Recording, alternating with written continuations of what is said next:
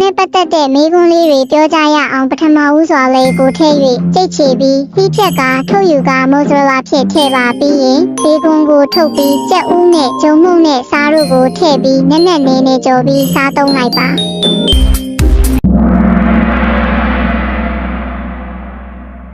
သုံးနှစ်တမစားမှာလား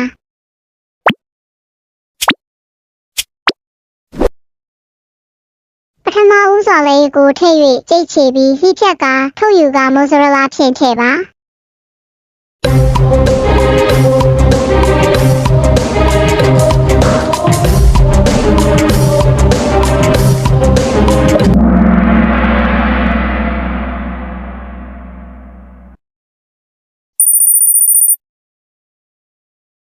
ပြီးရင်ဘေကွန်ကိုထုတ်ပြီးကြက်ဥနဲ့ဂျုံမှုန့်နဲ့စားတို့ကိုထည့်ပြီးနက်နက်လေးနဲ့ကြော်ပြီးစားသုံးလိုက်ပါ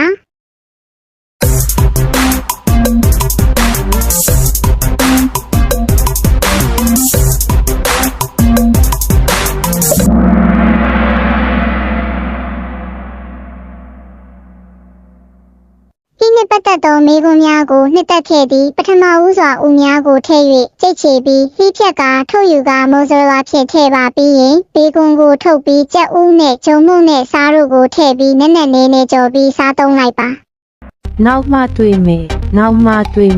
နောက်မှတွေ့မယ်